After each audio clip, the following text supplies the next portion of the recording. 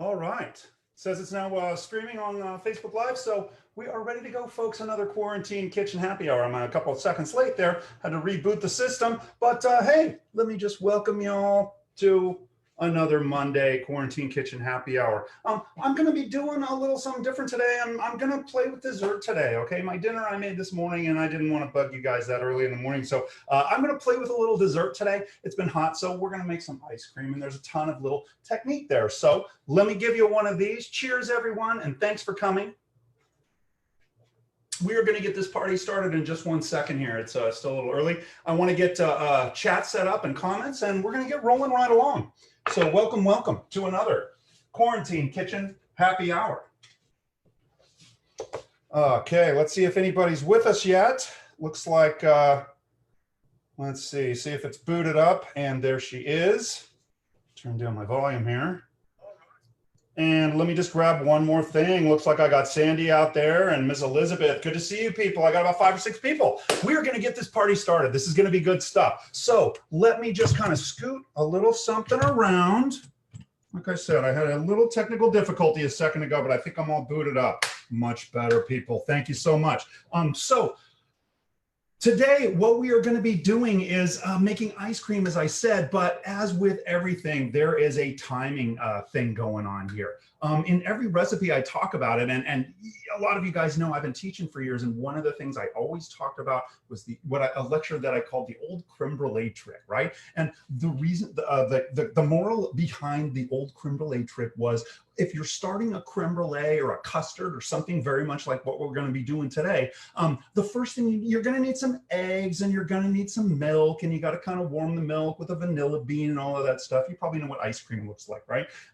So the first thing you do is you go and you get some eggs and you crack them, you get some yolks out of there and everything. You got to separate your eggs for that recipe and all of that. And then you go and you start warming up your milk with all of the other ingredients. Do you guys see where I'm going with this? We could have done this much more efficiently, right? We could have started by getting that milk on the fire with some vanilla bean. And I'm actually going to throw some other spices and things in there today. And I want to get that on the fire and then worry about my eggs, right? And I'm going to be much more efficient. If I clean my eggs or separate my eggs and now I'm waiting for milk to heat up, I'm just kind of standing there picking the lint out of my navel now, right? And so this is an old lecture I got from an old buddy of mine, Chef Vince Alexander out there. If you're ever watching these things, man, I love you, brother. And yeah, all the other instructors that I work with and all of those guys would kind of watch my classes, and we would all kind of steal little tips and tricks from each other, and it made us all better instructors. And that I got from Vince Alexander, and that is the old creme brulee trick. And you're going to be seeing that today. The very first thing I want to do is get some spices infusing into some milk and cream. We're going to be making a custard basically to make this ice cream. And so I'm going to start out by, I've got a little bit of milk and cream blended together on the fire. And I'm using kind of a wide pot, not normally the pot I would use for this, but I wanted something that everyone could kind of see into today, okay? So I've got milk and cream blended together. If you're curious about the amounts, it's about a 1 3/4 cup each of milk and heavy cream here, okay? So that's 14 ounces, 1 3/4 cups each of milk and cream that are in that. And I'm just gonna turn a little fire on here, and I wanna kind of keep it low and slow here, and I wanna start working some other ingredients in here, okay? The next ingredient in the recipe, and I hate to do a recipe class here, but the next ingredient is sugar. And most classic like ice cream methods or custard, creme brulees, will separate the sugar into two. So I'm gonna do it that way today. I have a very good friend, Ms. Teresa Urkovsky, if you're out there watching today, young lady. She talks about, hey, I don't even bother separating. I just throw all of my sugar into the milk, right? So today I'm separating that, but I wanna do a few things before I toss this half of the sugar into the milk. That other half of the sugar is going into my egg mixture later on. What I want to do is I want to get some flavors into this. I want to add other spices. I'm doing a spiced peach ice cream. So I think what I'm going to do is work a little cinnamon into the peach. And I'm also going to work a little cinnamon into the milk cream mixture that I have on the stove here. And if I blend it with the sugar, it's going to spread out really, really nicely. I'm also going to throw a little cardamom in there, okay? If you've never seen cardamom, I've kind of played with these in other quarantine kitchens. They're little green pods and they have seeds inside. And I want to go ahead and crack those guys and break those seeds out of there. And I don't really need to crush it so much or anything. Get my mortar and pestle here. But I do want to kind of expose a lot of surface area to the spice and the flavors in there. So I'm kind of crushing the seeds within too. I want to get a lot of flavor out of this. So I've really crushed it. You see all those little husks in there? We're going to be straining this entire mixture out, so we don't need to worry about that. And again, I'm going to throw that in the sugar too. Kind of helps disperse things. Another thing I want to drop in, again, I'm making kind of a spiced peach ice cream here. I'm going to play with a little star anise. Everybody probably knows this. It's that little spice that looks like a ninja throwing star. And I'm going to throw one of those guys in there too. So right now I have cinnamon, cardamom, and star anise going into some sugar into my milk and cream mixture, which is on the stove right now. And we aren't even talking about this class yet, right? When I kind of blended things together, you know, things kind of disperse a little bit in there better. So I kind of tossed it all with sugar before I tossed it in there. Now, the next thing I want to do, we're making a kind of a vanilla-based ice cream here. And so I'm going to split these pods. And I'll go over all of these ingredients again, but I do just need to get a few things on the fire here before I start talking. So what you see here is 1.5 vanilla beans. Now, the recipe or the ratio I'm going to give you today, it only calls for 1 vanilla bean, but I've got some older vanilla beans. There's an old trick if you have old herbs or spices in jars and things like that, and they've lost their flavor, use more. So I just split that vanilla bean open, and I'm going to use my paring knife, and I'm going to scrape out the pith inside there. I'm going to drop that all in the pot and all. Excuse me. And I'm going to repeat that 2 more times.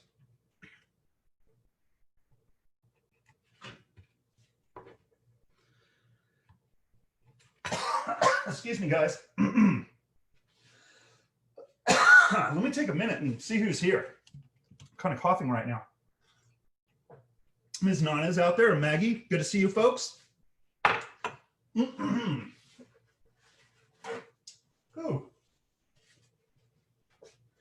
Excuse me. So I just split 1 more bean. I'm going to split the other one.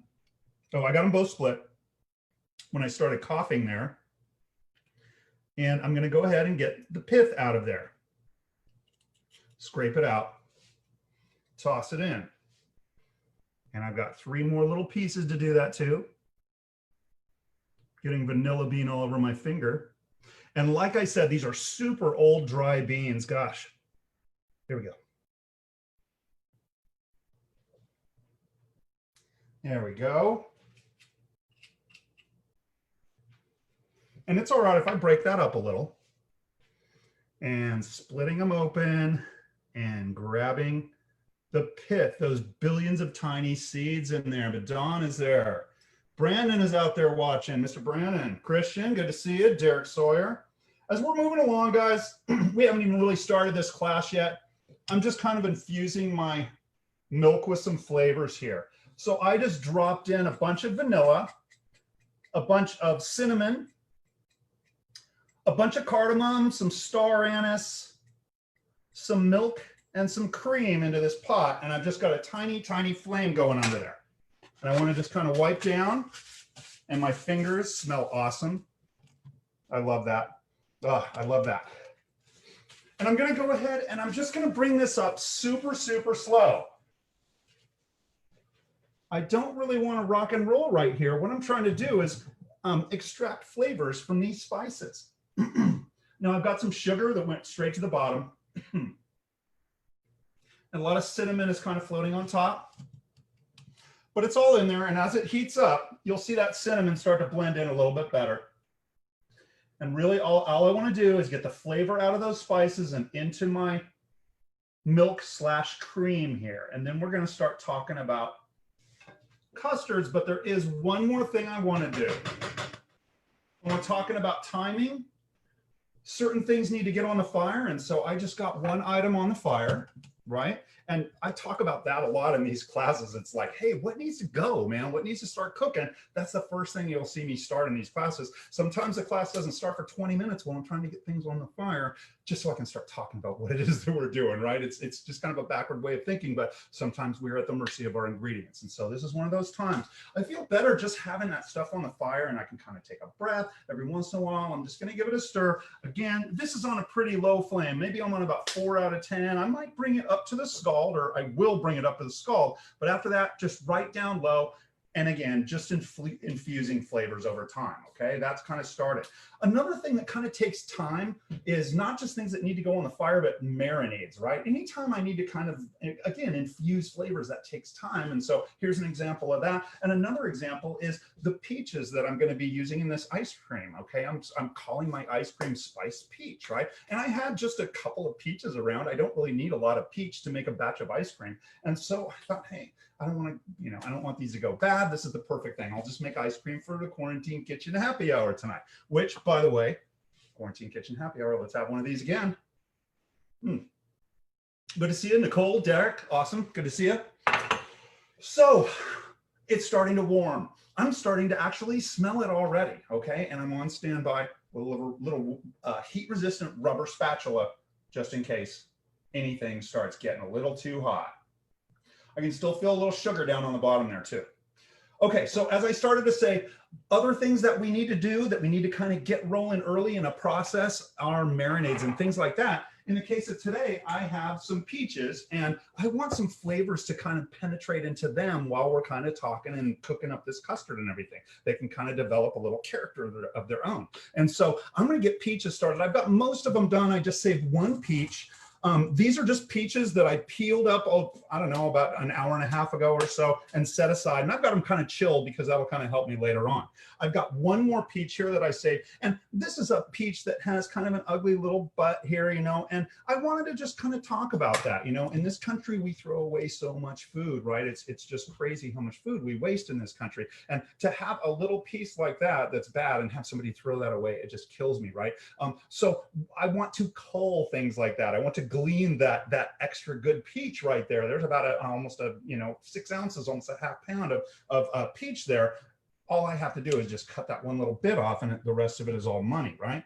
The rest of this, I'm just going to go ahead and peel with my paring knife. I'm going to toss the meat in with the rest of this. I'm going to chunk it up, and then I'm going to season this up a little bit as well. So to peel it, some people, if you have very firm peaches, you might want to pre-blanch these and then shock them in a little water. I did that with a tomato a few weeks back. But if this peach is really ripe, like the one I'm doing here is, if your peaches are like that, you can just peel them right up. That skin comes right off. Most people don't really like that peach skin. And it's a little hard to peel it around that crack, the butt crack right there. I'm just going to say it. I'm just going to call it that. Whoop, whoop. Ms. Annie's there, James out there. Hey, if anybody has questions, we are going to be talking about custards in a minute. I'm just kind of prepping my ingredients right now. So this is a big old beautiful peach. There was no way I was going to throw that away. This peach right here is the reason I'm making ice cream today. It's just too beautiful to throw away. Okay, and there's still a little weirdness on his butt. I'm going to get rid of that. Whoops, a little dark. And then I don't think this is going to come right off of this pit. I'll be very surprised. I think I have to just cut this off of here. I think the pit just splits. Bummer. Hate it when that happens. And so I'm just going to use my paring knife to kind of cut that. Let me get over here so you guys can see that. Get as much of that meat off of there as possible. And even saving the juice, right? That's flavor. I don't want a ton of extra, watery juice in this when I'm making this custard. Okay. There's most of that. And we got a lot of peach here too. A lot of fruit just off of one peach.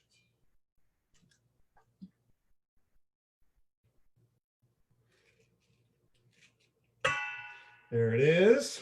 Thanks for coming, guys. A lot of people out there. Pretty cool. Just getting rolling. It's always a little rough in the beginning, okay? I'm going to get in there. I got peach juice all over me anyway. I'm going to get in there and cut some of this up with my paring knife. And, the ice cream freezer I have is going to break this up even more. So just little chunks. chunky monkeys. And just making it rough. I could pull it out on a cutting board and chop it up real quickly with a bigger knife. This is cool. It's just a small amount. Zip, zip, zip. And I don't need perfect dices for ice cream, right? Everything's going to get kind of beat up in the ice cream freezer as it goes. And these peaches are beautiful. They're fresh. I got them at the Oak Park Farmers Market, organic, or maybe, I don't know about fresh, but ripe is what I mean, right? When you saw me just cut them up.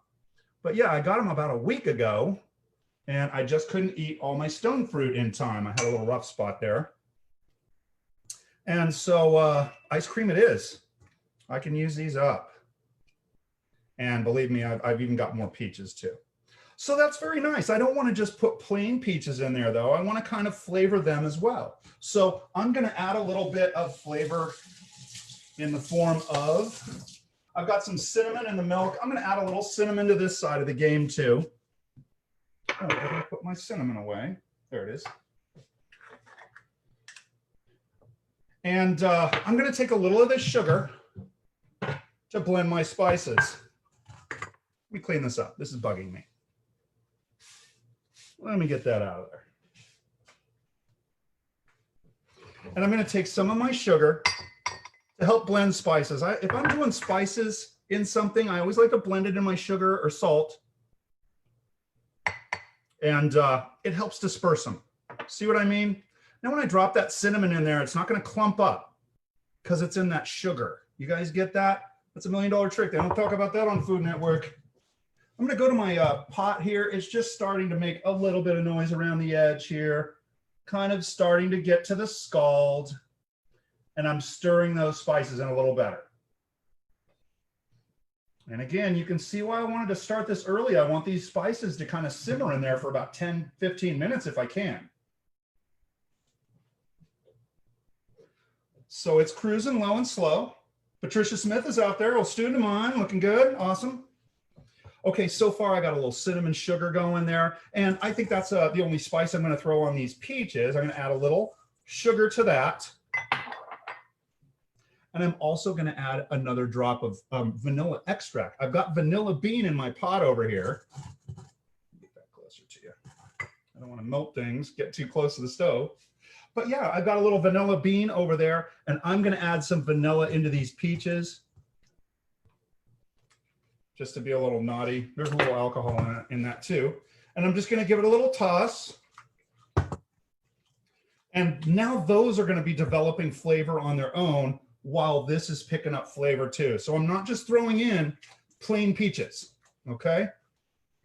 That'll give me an extra boost on my spice. So I'm gonna go ahead and chill those guys. I'm gonna use these cold peaches to help cool off my custard later, okay? I don't wanna throw my custard into my ice cream freezer piping hot, okay? So these cold peaches, that cold ingredient can help me bring that down in temperature, along with, I'm gonna use an ice bath as well, and that'll cool it down enough to where I can get it into my ice cream freezer and freeze this thing efficiently.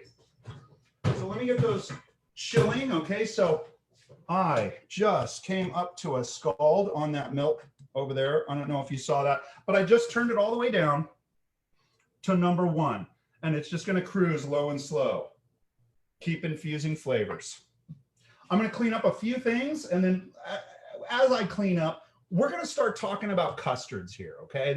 Now is when the class is going to start. I've got my milk on the fire, my peaches in the fridge. Now we can talk a little bit.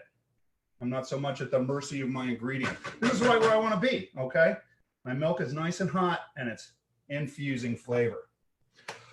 Okay, so for those of you that are just joining, my name is Dave Nelson, and these are industry cooking classes, Quarantine Kitchen edition, okay? This is a Quarantine Kitchen ice cream hour today, and I'm working with a little pastry work.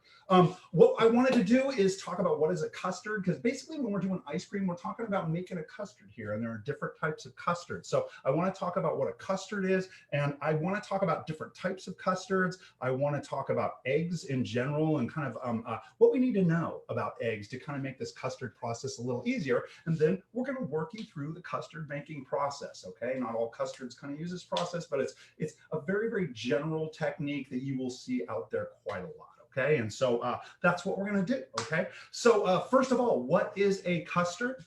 Let me go ahead and do one of these every once so I forget to take a little sip now and then. But a custard is a mixture of eggs and liquid cooked together to form a homogeneous gel. Okay, that's basically what we're talking about. And there are lots and lots of different custards out there. Let me go a sip here. Delicious.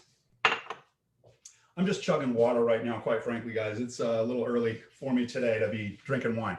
So eggs and liquid together are a basic custard. If we are working with eggs, a couple of things that helps us work when we're working with eggs is knowing, that just came out bad. Let me just try that again, okay? One of the things that helps us when we're making custards is knowing the temperature of egg coagulation, okay? Different parts of the egg coagulate at different temperatures. So let's just kind of look at that a little bit, okay? If you look at an egg, it is going to be an egg white and a yolk together. Each one of those components are about 1 ounce each. If we're talking about a large egg, right? But it's pretty much 50-50 there, white and yolk. The white, if I put this egg in a pan, sunny side up, okay, the first thing that's going to start cooking is the yolk. It starts coagulating at about 145. These are really more ranges, you know, like 140 to 148 or something like that, right? But about 145, your egg white is starting to cook, okay? You start getting to about 150 or so, now your yolk is starting to cook, right? That's coagulating, or denaturing is another term for that, right? The proteins are kind of firming up right before your eyes, right? So that's a sunny side egg basically, okay? The white's at about 145-ish and the yolks start coagulating about 150. If I take that egg and scramble it up and throw that into a pan, it's gonna be scrambled at about probably 155 or so, right? And then if I take, you know, what's common is adding a little milk or cream to make a custard. If I am blending milk or cream to my eggs, I'm gonna up the temperature that coagulates at, and that means I can kind of get it up at a higher temperature. I can cook other things along with it, and that means those eggs mixed with that, I'm gonna be getting up to about 175-ish, maybe 180 or so when I make a custard. So that's what you're gonna see today. I'm gonna be bringing this custard mixture up to about 175, 180 in that neighborhood, okay? And that's basically how we make our ice cream base, okay? It's a custard, okay? So knowing that about eggs, like I said, kind of helps us assemble this, and we'll talk about that a little bit later on. Now I want to talk about some different types of custard, okay? So let's talk first about the most common custards that we see are the baked custards, right? So we're talking about like that French creme caramel where it's all amber colored on the top, you know, the little individual ones, and it's all kind of juicy and caramely and everything. It's amber color, and then it goes down into like a yellowish color, right? And you eat that. Mexican flan is another example of that. The main difference with that Mexican flan is it uses, in my experience, it uses a richer milk, that sweetened condensed milk. So it's very, very rich and very sweet, right? That Mexican flan, and it's got a little more texture to it, right? Let's see, another baked custard would be creme brulee, right? We'll assemble creme brulee just like you're going to see today, and then we bake those off in a little dish to take them the rest of the way, right? So creme brulee is another one of those baked custards. And then you'll also have what we call puddings, basically, but they're not pudding like what you would normally think. The puddings are like bread pudding or rice pudding and things like that. Those are just straight custard, right? It's milk and egg together, or cream and egg, or some, you know, different combination of that, right? So those puddings are basically that poured on, say, bread or bakery items, you know, breakfast bakeries or something like that. Or you could have a savory bread pudding, a strata or something, right? Those are all baked custards or puddings, right? And rice pudding falls in that category as well. And then we have things like stovetop custards, right? It's kind of a different classification. Everything else was kind of baked, right? But the stovetop custards, they happen on a stovetop, right? And examples of those are one is the French term for it is crème pâtissière. It sounds very French, right? But it's basically what we call pastry cream, right? And if you've ever been to a bakery in your life, I think most of you have, right? You see things like eclairs that have that custardy, pipeable or filling, right, inside of those things. That's crème pâtissière or pastry cream, right? And another way to describe this stuff is if you've ever eaten vanilla pudding, you've eaten pastry cream, right? Pastry cream is a base technique in the kitchen. It's a custard that you cook on the stove, and it sets up like a pipeable custard, right? Put it in a piping bag and fill eclairs and things like that. And you see it all over the place. Cake fillings and you know, just baked goods baked on top of things. Put it in Danish and bake them off and it'll set up, right? You see it in so many different applications out there, this pastry cream. The difference between other custards, stovetop custards, and this particular custard though, this pastry cream, is the addition of starch. We'll add like cornstarch into this. And when we do that, it stabilizes the protein in the egg and we can actually bring this thing up to a full boil. Remember earlier I was saying those eggs, they, you know, if I mix a little milk and cream into them, I can get them to about 175. Well, we're getting this thing up to about, you know, 212, a full boil, because it's got that cornstarch in it. It stabilizes it. That's why the eggs in it don't scramble like you scrambled eggs, right? And so it's kind of an interesting thing, and we see this a lot in the kitchen. If you've ever had banana cream pie, that's creme pâtissière, coconut cream pie, any of those cream pies. If you've ever had chocolate pudding, that is creme pâtissière with chocolate in it, okay? This is a base technique in the kitchen, okay? And you're gonna see kind of half of that today. We're just not adding the starch. I actually did another Quarantine Kitchen with a friend of mine, I mentioned her earlier, Miss Teresa Arkowski, but the sound was horrible. I wasn't able to kind of put it out there to the public. So yeah, it was a disaster. So I'm gonna try and do that class again where I do one of those starch thickened custards. It's very interesting and delicious, okay? All right, looks like Aniko's out there, Vincent, Patricia Wood, Randy Russell. Good to see you, brother. Good to see you. Awesome. Oh, Yessie, you're out there. Yesenia, good to see you. Another successful Quarantine Kitchen Happy Hour, folks. Thanks for coming. All right, so we're still just kind of chatting and yakking here, talking about custards and things like that. Now, there's another type of custard, right? I just mentioned a stovetop custard with starch in it, creme pâtissière. There's another stovetop custard called creme anglaise, meaning English cream, right? Creme anglaise. English cream is basically that vanilla sauce you see on dessert plates. If you get a dessert plate and there's a white sauce rolling around on it, that's sauce anglaise or creme anglaise, okay? A lot of cooks just call it vanilla sauce, right? But what that stuff is if you take that and throw it into a ice cream machine and spin it, you got yourself some ice cream. This is ice cream based basically, but we can also use it as vanilla sauce.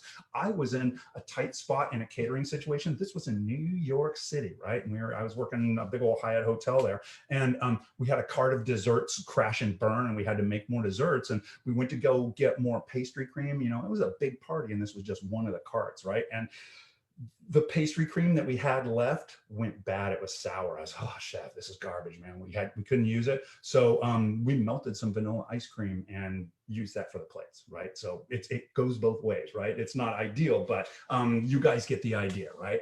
So let's see. Basically, what we are looking at, this creme anglaise, we are going to, what is the technique going to look like? This is what you're going to see. First step.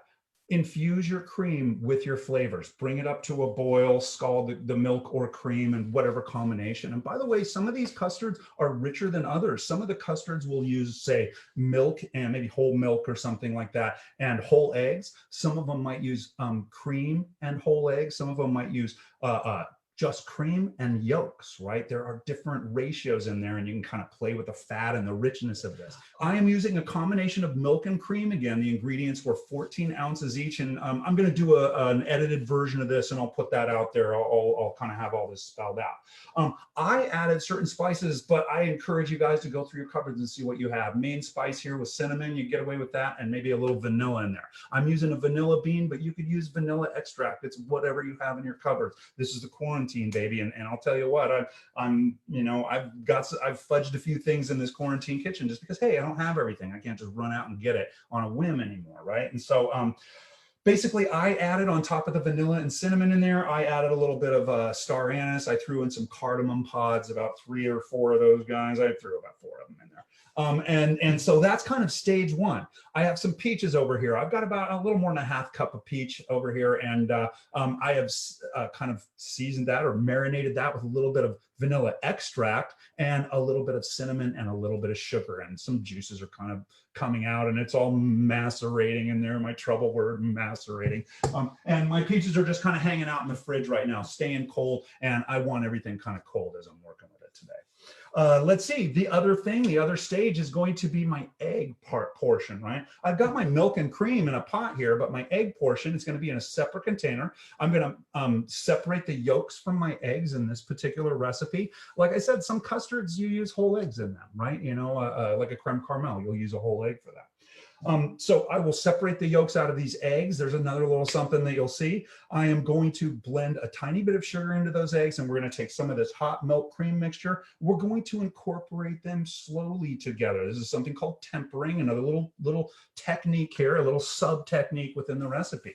We're going to temper those liquids together. You'll see that in a little bit. And then we are going to put them back, pour it all back into the pot, and I'm going to bring it to about 175, okay? Maybe push towards 180 a little bit, but I got a little thermometer here. Strongly suggest having one of these if you're doing baking and stuff like that. You're going to be seeing me. I'm going to start getting more into baking in these classes. You'll see me pull this dude out quite a lot. At work, this is hanging around my neck all day. Okay, I got to use it all day teaching. Okay, so you get it. We incorporate those two liquids together. We bring them to about 175. The next step is I'm going to strain this onto an iced bowl. I have a bowl in the freezer already, and I want to cool this liquid down as quickly as I can. There's going to be residual heat in there that wants to keep scrambling eggs, and that's my big worry here. That's why I want to be Johnny on the spot with my thermometer and make sure I'm really, really watching this.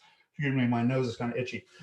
After that, once I get it strained onto that cool liquid, I'm going to take it on down, and then I'm just going to plug it into my ice cream freezer, and I'm just going to call it a day. You guys aren't going to be around to see the finished product, but I will take a little picture and throw it out on Facebook later on. Okay, so that's kind of the game plan, and that's what you're getting ready to see. I think the next step is just going to be separating my eggs. So let me wash my hands. I'm going to be using my hands here. Let me see who's here. Take another little sip. I got somebody trying to talk to me somewhere else.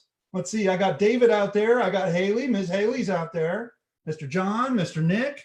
Thanks for joining me, guys. Another Quarantine Kitchen Happy Hour. If you enjoy these vids, if you just want to pick up some tips or you're just bored out of your skull, you want to learn about cooking, I'm kind of doing culinary school on my YouTube channel, industry cooking classes. Go over there and subscribe, guys. It's like free culinary school. I think I see a couple of my students out there watching now, and I know this stuff sounds very familiar to a lot of them. And so, for what it's worth, guys, check it out. Head on over there and give it a roll, because I got tons and tons of stuff over there. I'm coming up, gosh, I think next week is going to be my 20th episode. Woo-hoo, anniversary time, right? So yeah, Quarantine Kitchen, I'm sorry, industry cooking classes over there on YouTube.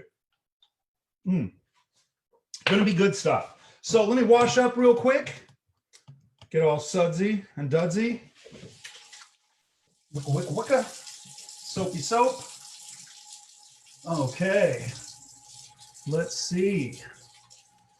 Yeah, I haven't seen any questions out there. If anybody's got questions, please hit me up. We are making custards here. I just covered a little bit of ground from Custard Town. Whoop, whoop. Dropping the rhymes. Totally street. Oh, yeah. Kind of bugging me. All right. So let me grab a couple of bowls. I got them right here. Where did I put my two bowls? They're gone.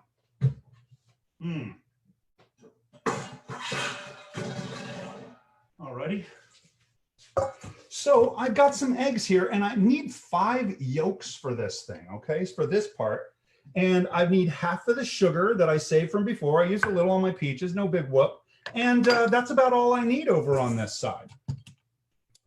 Kind of get that in line there. And what I'm going to be doing is, I really need a bigger bowl. I had one set aside. Where did it go? This is the one I want. So I'm going to go ahead and I think you can see it all there. Go ahead and crack an egg, and we're just going to go back and forth. Now, if I have to do 500 creme brulees and I need, 1,000 yolks or more, I am going to be cracking these into a big bowl and just fishing these yolks out about 5 at a time. I want to get as much of the white. There's still a tiny bit of white on that yolk, but I want to get as much of the white off as possible, because as you guys learned earlier, whites coagulate at a very low temperature. So I'm much more likely to get little bits of scrambled egg in there if I leave egg white behind. So egg white, no. Another thing while I'm doing this, I like to keep my whites very, very clean because I'm going to be using them for other purposes. If I am making anything like an angel food cake where I have to aerate something, I don't want any fat in those whites. If you're making a meringue, you can't have fat in the whites. So in a bakery shop, if you've got little drips of yolk floating around in your egg whites that you save, which I call goldfish. If you have goldfish swimming around in your whites, that's a no-no. They won't make a meringue. One drop of fat in those whites and they won't hold air. Kind of dilutes them, I guess, might be one way to put it. Okay, so I've done 3 eggs. This is just kind of fun. No, this one's kind of just, this shell just busted. So I'm going to do this one in my hand. And this is what I do when I'm doing bunches of them. I just break a bunch of eggs into the bowl. See, I just got one little drip. I'm kind of glad that happened. Check it out. I got a tiny little drip of fat in there, of yolk. And so the trick to get that out is go fishing. To get the goldfish, you go fishing with a shell and you can just scoop it right in. Boop, got him. And so I'll throw that away. And I have perfectly clean whites over here. Again, if you are making anything like a meringue where you want to hold air, you want to whip air into whites, it won't work if there's any yolk in there or any other kind of fat. That's why you want to really wash your hands before, if you're doing this and touching these yolks. So you can see I'm kind of being careful to get all of that white off of there. Those whites I'm going to save, and the yolks are going in my recipe. I'm going to go over here and give my pot a little stir.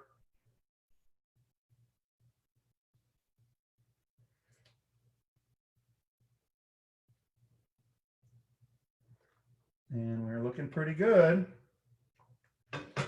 Using for quite a long time. And so I'm going to get rid of the whites, as I said. There we go. And I want to grab another clean spatula.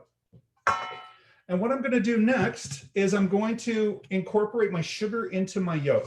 Now, very, very important, I should have a little conversation here. If you throw sugar or salt on the surface of these yolks, it actually starts kind of cooking them, okay? It's a little, you know, it starts coagulating proteins. I'm sure you've seen how salt can denature proteins and firm things up if you've ever, you know, dried fish or something like that, right?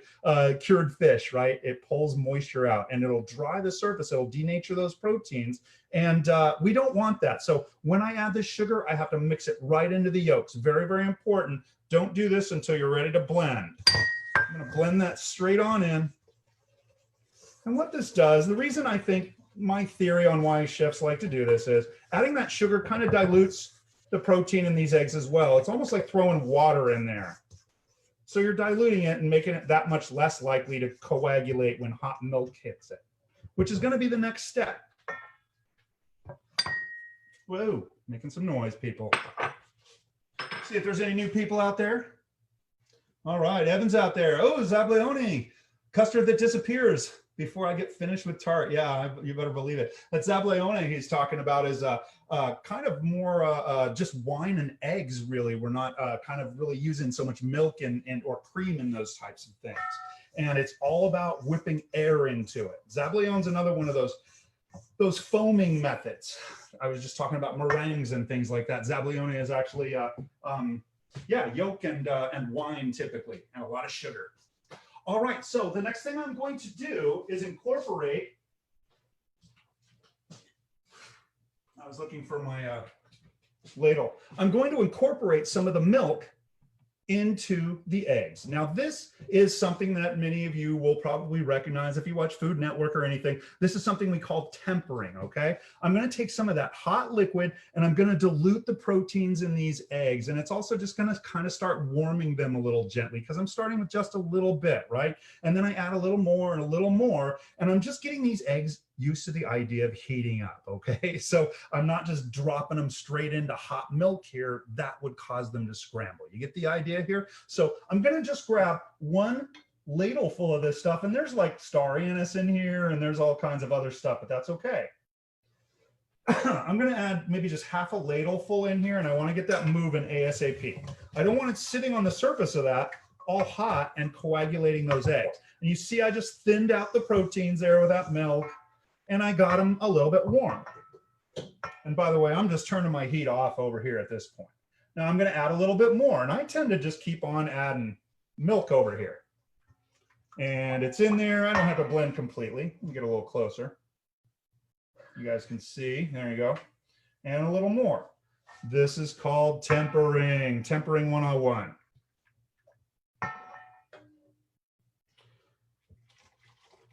And you'll see this on the savory side sometimes too. And back in the old days, they used to do it a lot more.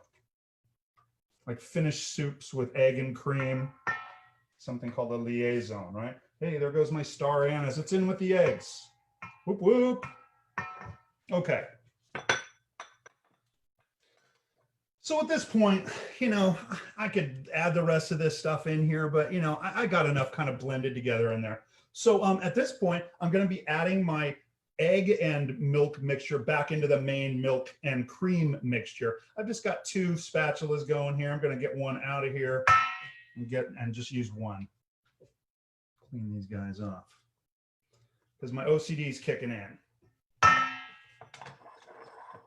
All right. Let me get another little sip, guys. Cheers, everybody. Yeah, Mr. Patrick's out there. Marino's out there. Ms. Haley, good to see you guys. Cheers. Another Quarantine Kitchen Happy Hour. We're getting ready to temper all of these liquids together and start making some ice cream in a minute here. We're almost there. It's this close. I can smell it. I can taste it. Good times, people. Let me see. A couple things I want to grab here. Here's all my fruit I've been macerating, okay? All this time, sorry. Oh, there it is. All of this fruit that's been just macerating over here, it's ready to get blended in. I'm probably not gonna need all of that. I'll probably use some of that for other purposes here. I also need to get one other thing out of my freezer. I have an iced bowl here that I'm going to be straining ta-da, into. Okay, so as soon as this is all cooked together, boy, my crappy little kitchen, sorry guys, I'll set that over there. As soon as this is all cooked together, it's like the temperature I'm hitting, it's like this close. It's on the edge of scrambling, right? So I want to get it out of this pot and into that ice bin or ice bowl, I should say, right? As quickly as possible, so I'm not, you know, still cooking these eggs and scrambling them, right? And then I'm going to mix in those cold peaches I had in the fridge, right? And you know, it's all going to come together to kind of cool this stuff off as quickly as I can, right? I still have, you know, half of my liquids together. I'm going to go ahead and get ready. The only other thing I want, I just wanted to grab things and be ready for this. The only thing I want is to get my thermometer out here, okay? We're shooting for 175 on this puppy, okay? So half of my milk is in with my egg. The other, it's pouring into the other half as we speak. By the way, there's lots of chunky stuff floating around. This is all getting strained, remember? Through a very fine chinois or fine mesh strainer.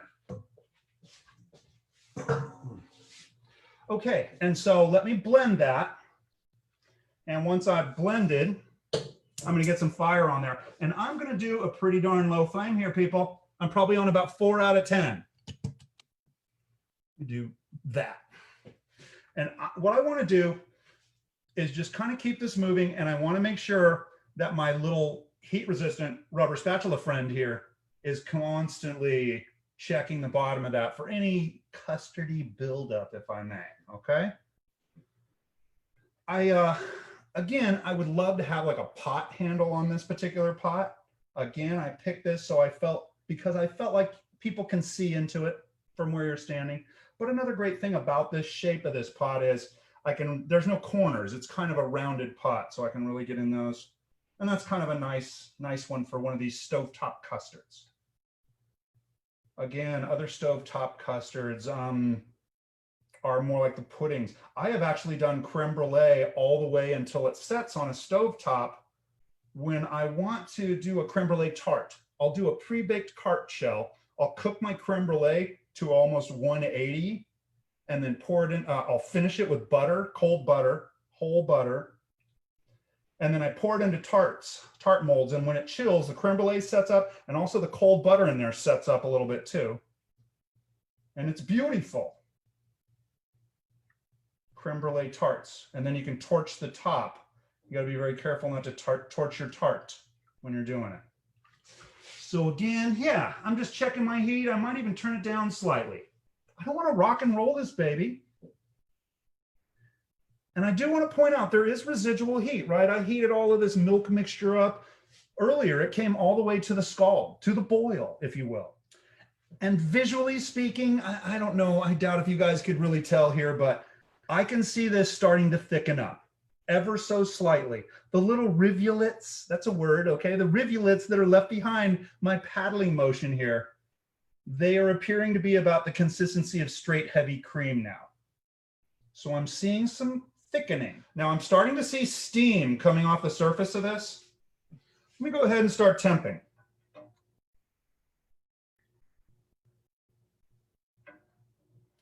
So right now I'm at 170, okay? So I'm going to about 175, maybe 176, and we'll start seeing it thicken up. In fact, there's a term that we look for, and the term is NAPPE, right? Many of you have probably heard this term if you ever watch food TV or any of those horrible, horrible things. But this NAPPE is basically just enough to coat the back of a spoon is what it is described as. This is kind of a heavier NAPPE than most NAPPEs that you might be familiar with. This NAPPE will hold its shape when you run a finger through the back of this, across the back of the spoon. This NAPPE will create a rose pattern if you blow on the spoon, which is ever so sanitary, right? You can probably do it at your own house, but not out for the nice people, especially with a custard, right? Custard's high protein, high moisture, high water activity, as they say, right? High moisture content, basically. And these custards are just a breeding ground for bacteria. Another reason why I want to strain this thing right onto an ice bath. We don't want these things sitting around warm all the time. Creme brulees, by the way, they're in very shallow dishes. So when you pre-cook them and then chill them or what have you, but then when you torch them, if they're in those shallow dishes, it warms that creme brulee, right? So you do get kind of a warm custard effect with a well-done creme brulee, if they do it right. It should be slightly warmish. And you might know that, many of you may know, when something is ice cold, you're just not tasting it like you would something a little more at room temp, like a shallow creme brulee. All right, now I'm just talking, waiting for this thing to come up, quite frankly, singing and dancing. Who do I got out there? Rachel's out there. Josh, Mr. Josh is out there. Bridget, Stim, looking good. Got the whole gang out there. This is awesome. It's still at that consistency of like heavy cream, right? I haven't seen it change for a while yet. Let me get this thermometer going again. Here we go. Here we go. I'm turning it down. I think we're almost there. I'm bringing over I just noticed a change in consistency there. Bringing things over, and I'm just really Johnny on the spot. I'm checking my thermometer. I might be bringing this one up to 180. It was weird. I just like for 1 second saw it. Yeah, it's still riding at 175 right here. Bump that up one more time. You can see I'm a little nervous. A little nervous in the service, but this is the moment of truth right here. And I'm really, getting in those corners, those non-existent corners that I have here. Yeah, I'm seeing it thicken right before my eyes. It all happened so fast. It's an old joke. Nina's out there. Good to see you, man, young lady. And let's see, Bridget. Good to see you. Can't watch that too closely over there. I think I'm getting there, getting fairly close on that NAPPE. Get it down. There's a lot of glare, but not quite there. Not quite. Come on, baby. I'm at 176. It's coming up ever so slowly. As I was saying earlier, those those egg coagulation temperatures are temperature ranges. So I was just kind of finding a middle value for those. And I think what you don't want to do is take this too far to where it is just going to be, okay, I just hit 180.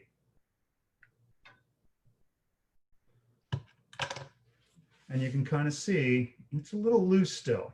I'm not quite there. I want to take it a little higher than 180. We're super close. As soon as this thing starts scrambling, I'm going to start freaking out in front of everybody. And what you're seeing me do here is I'm giving it a little stir and just kind of running my finger along the back of that spoon to see if I'm making tracks. Let me get a little closer to you guys. See the track? See the track? I'm about there. That's the nappè we're talking about. I would love to get this just one more degree hotter. Come on, baby. We've got the nice people out there. And I feel like it just got a little thicker on me.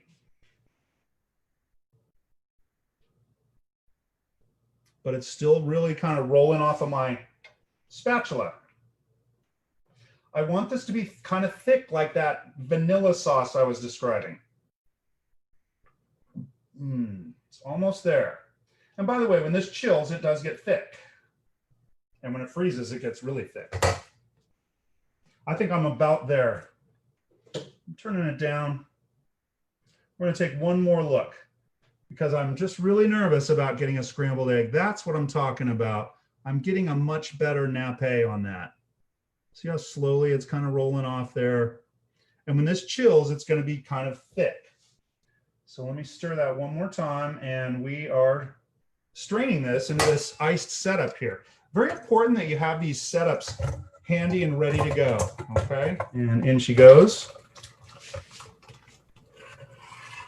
Quickie quick.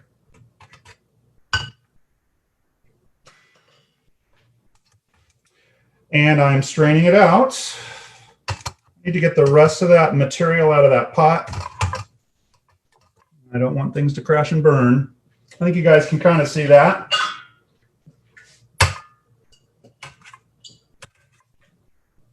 Get the rest of it out. Okay. Sorry about that angle, guys. I don't think you can see much there. But you can see all my little tasty bits in there. And I'm just going to kind of knock all that through. You see how I'm tapping on my strainer here? These conical strainers kind of work that way. Every once in a while, I will kind of give that a little upturn. Notice I'm not cramming my stuff into the bottom. I'm going to just pull this little star anise out of there anyway.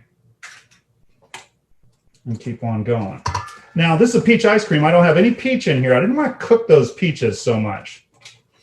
And I did have a tiny bit of egg coagulation in there, but ever so little, okay? I tend to strain this whether I get scrambled eggs or not. And I've got a lot of flavor on the outside there. Picking it all up.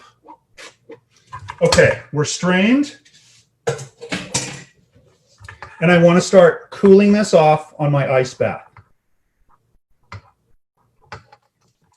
Not really an ice bath. Let me get a little more water in there. And it cools a little more efficiently with some water. So that's going to sit there for a second. I'm also going to add a little bit of peach in here. And I'm feeling like I've got more than enough peach here. So what I'm going to do is pull off just the chunkiest parts. And I'm going to add about a half cup of this peach in.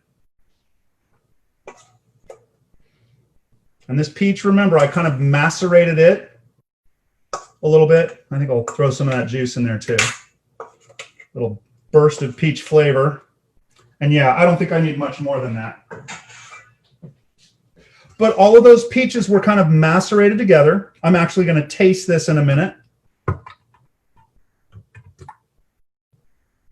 But those peaches helped cool that off as well. And it's in an ice bath, so that'll be cooling off quickly. While that's happening, I'm going to grab my ice cream freezer unit, if you will. It's just a little Cuisinart kind of a toy, Susie Homemaker ice cream freezer, right? But hey, this is something that I use at work. I'll pull it in and do little ice cream demos on it. You know, I can demonstrate how to make ice cream perfectly well with this thing. It works great. With this particular one, it has a little shell that I fill. I said shell that I fill, and it's shell that I freeze. So this has been freezing for a couple of days, and I'm going to be pouring my ice cream base into that, and it's going to be spinning for some time, okay? Once I get the ice cream in there, I'm going to add this little paddle attachment in there, and that's it. There it is. So we'll get that set up here in a minute. That's all good to go. And it's almost ice cream time in about 4 hours. Stacy, Jennifer, thanks for joining. We're going to be rolling down here in a minute. Winding down, I should say. I do want to taste this blend here. I'm kind of curious about what kind of area it's in. If I don't taste peach, I may just add a little bit more peach into this.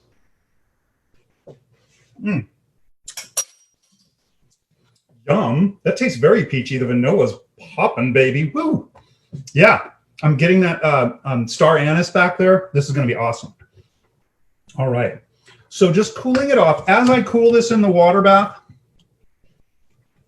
I am circulating the water itself underneath, and I circulate the mixture inside. We're bleeding the heat out of this. Most of the heat is just down in the very bottom. I'm kind of out of bowls here, guys. But it shouldn't take long to bleed most of the heat off of this, and then we'll just throw it in the freezer. Like I said, I was going to go ahead and just take a picture of my finished ice cream later on. But that was basically it. Let's kind of start winding down on what we talked about here now that Mike Mitchell's out there and Randy. Oh, here, hey, Randy, you were out there already, I guess. But yeah, we talked about what custard is basically. Okay, it's a mixture of eggs and some kind of liquid, usually milk or cream or some combination thereof.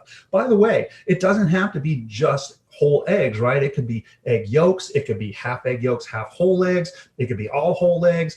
It could be all egg whites. You can make an egg white custard if you wanted to, if anybody wanted to, right? Let's see. As far as liquids go, usually milk or cream, but hey, all that peach juice in there, I can make a custard out of that. Why not? You know, just any liquid, basically. You can make a custard out of water. Sometimes you'll see that happen, right? When we put a little water in our scrambled eggs, that's what that is. We're making a custard, right? Let's see, we talked about different types of custard. We talked about all those baked custards like creme brulees and creme caramels, Mexican flan, things like that.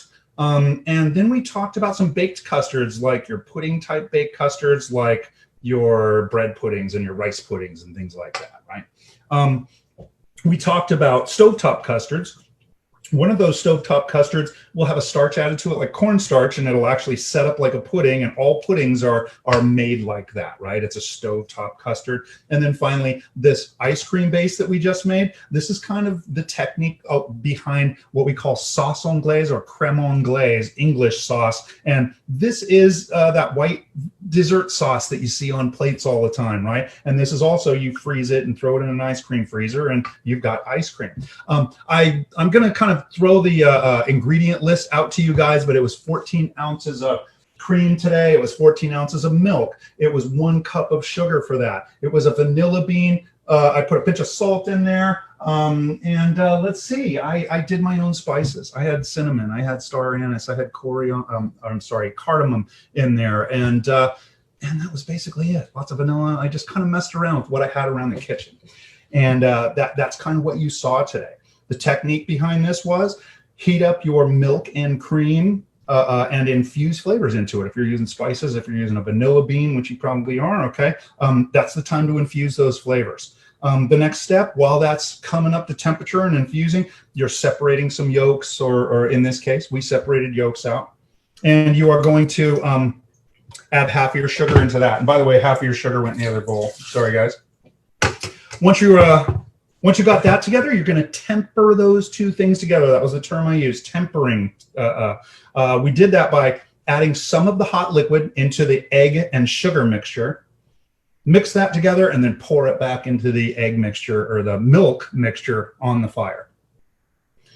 Once you're there, you're going to bring that up. Today, this recipe, I had to get up to about 190. It got to 190 before I was happy with it. And then I started doing my little test, and you can see that nappe in there. I'm really getting some nice streaks in there now that it's coming down in temperature, right? Boom. So you can see that kind of thickening up. This is beautiful. It's kind of getting cool-ish. Right now, it's almost body temperature. When I touch it, it seems almost neutral to me. And then finally, you know, we had that other conversation today about timing in the very beginning, right? That was one of those things. If I did this and the first thing I did, you know, putting this recipe together was separate my eggs, now I'm going to put milk on the fire and have it come up to a scald with a vanilla bean and expect to get some heat. And what am I going to do while that's happening? Just stand there and twiddle my thumbs, I guess, right? No, the answer is you want to put the milk on the fire first. That's what we did today, right? Do anything that needs to go on the fire first. Anything that needs to marinate, do that first, right? That stuff needs to get going early on in a cooking process. And you guys kind of get the idea, right? Just efficiency in everything that we do. I probably said it before in one of these classes, chefs are the laziest people in the world. It's a hard, very, very kick-ass job. It'll take out a lot out of you, but all the time that we're doing it, you know, we're going for excellent results, but we're looking for the easiest, quickest, most efficient way to do it, right? Because we are desperate for extra time on the clock, right? We want extra hours on that clock every day. And so we're always looking for ways to make things more efficient. So that's always a big part of the conversation when we are teaching professional culinary. And I think that's a good thing to talk about with civilians as well. So hopefully everybody enjoys that. Ladies and gentlemen, I'm getting ready to throw this into the freezer and start it up. Start me up is where the band needs to kick in. And in she goes.